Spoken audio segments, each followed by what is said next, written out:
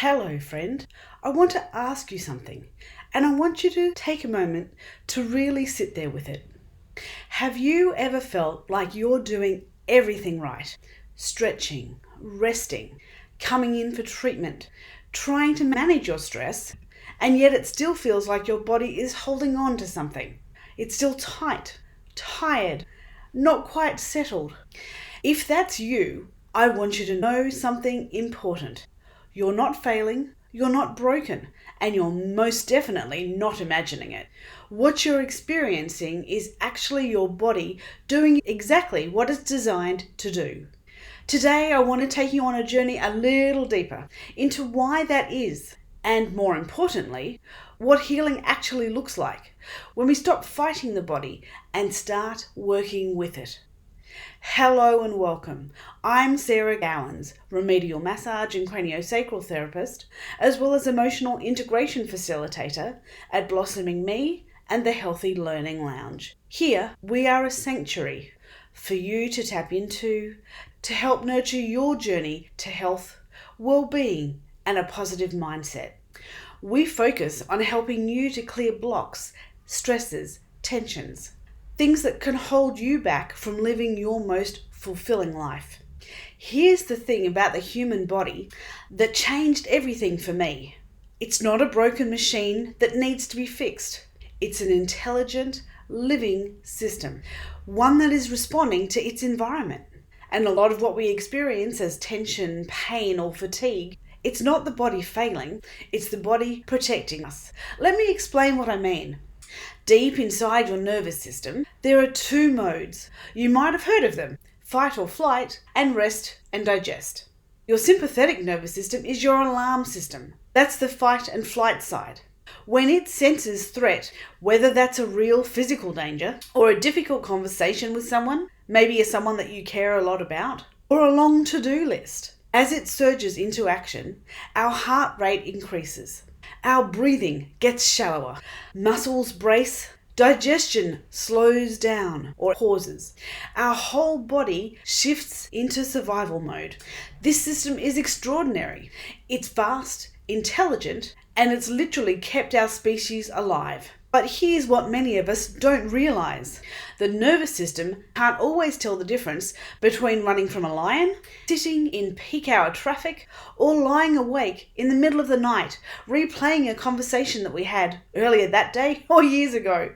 For so many people, especially those who are carrying a lot for a long time, this alarm system starts to stay on, not because something is wrong with them, but because the nervous system has learned that it's safer to stay on than to switch off.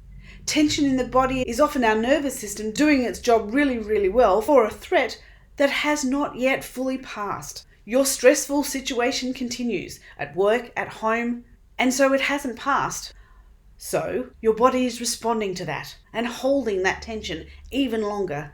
So this brings me to something that I talk about a lot with clients, and it's this word: capacity. When we talk about something healing, we often think about it as getting rid of it, getting rid of the pain, the tightness, the fatigue, the mental fog.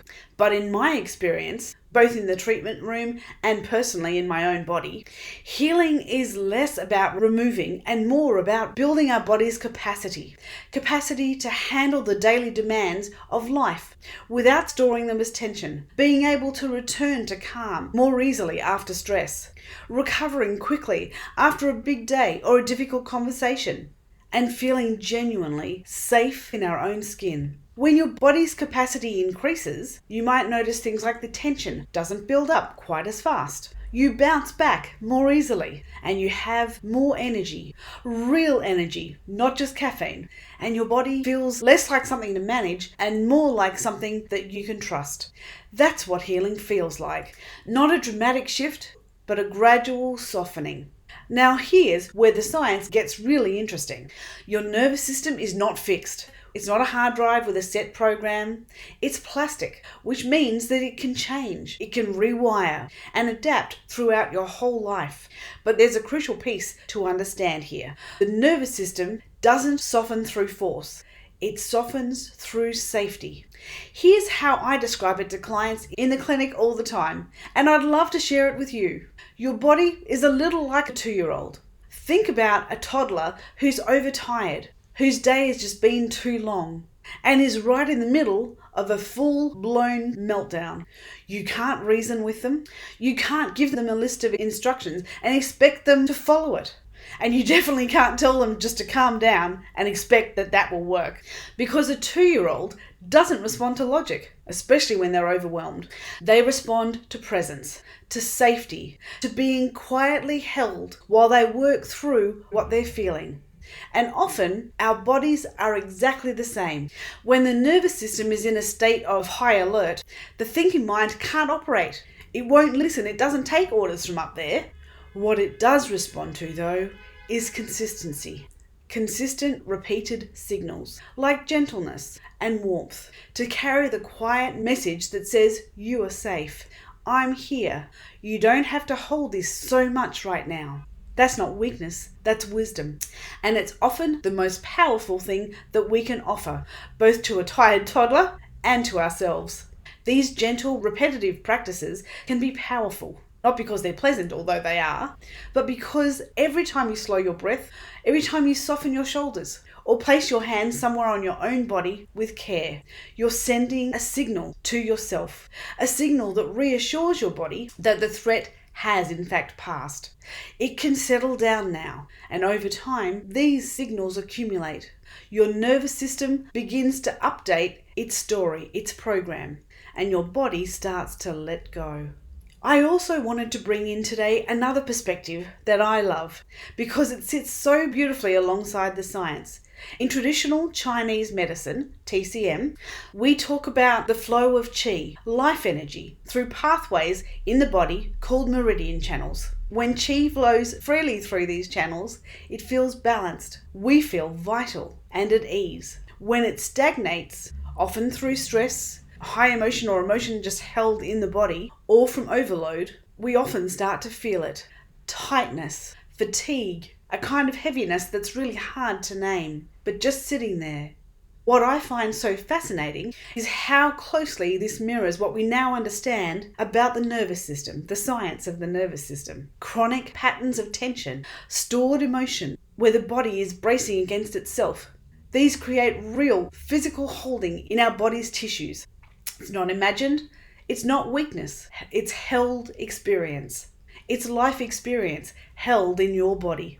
Different meridians hold different emotional and physiological patterns. The lung meridian, for instance, which is most active as well as most vulnerable at this time of the year in autumn, it's associated with grief and with letting go. The kidney meridian is connected with the emotion of fear and our deepest reserves of energy, and the heart meridian with joy and with how safe we feel within our own body, our own life. The nervous system, the tissue, the meridian pathways. Altogether, the body is telling a story, one that it may have been holding on to for a very long time. And often when we approach it that way with care and softness and gentle holding, then the body knows exactly what to do. So what does this mean practically? What actually is going to help you? A few things I come back to again and again, both in clinic sessions and practices I offer clients to do at home. The first is breath. Not deep, forced breath, just slower, gentle breath. When you exhale slowly, particularly when the exhalation is longer than the inhale, you're directly activating your vagus nerve, which helps turn on your parasympathetic nervous system, the rest and digest mode that I mentioned earlier.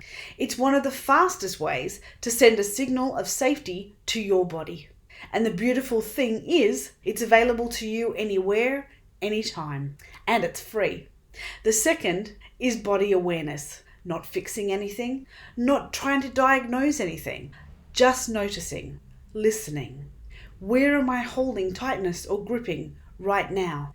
What is this sensation that I can feel? What's it trying to tell me? Can I be with this just for a moment without trying to change it? Just be with it. We're asking with compassion and curiosity, not judgment. This kind of gentle, curious attention is deeply regulating for our system because you're no longer at war with your body. You're in a conversation with it and it feels heard. And the third thing is consistent, gentle support. Here's what I've seen over the years in the treatment room. Healing doesn't usually happen in one dramatic session. It happens with the accumulation of small, repeated signals of safety. That might look like many things. It might look like a regular massage or other body work that helps the tissues in your body to release what they've been holding. Craniosacral therapy. This works at the level of the nervous system itself, gently encouraging it to soften, balance, and find its own regulation. Or even just a few minutes each day of breath or stillness, or a practice that tells your body, I'm here with you, I see you, I hear you. Small things done consistently, that's where the change really happens. Before I close, I'd like to offer you this question to sit with. You don't have to have an answer to it, not right away anyway. Just let it land. Let it land somewhere in you. Let it land somewhere in your body. What would it feel like if your body didn't have to hold so much? Not forever, just for a moment. What if ease wasn't something you had to earn, but something your body was actually designed to return to? Because that's what I believe. And that's what science around the nervous system tells us too. Your body isn't stuck, and it's not permanently damaged either. It's doing the very best it can with what it's been given. And when we change what we give our body, when we offer safety, consistency, and care, our body remembers. It remembers how to come home. I hope you found value in today's video.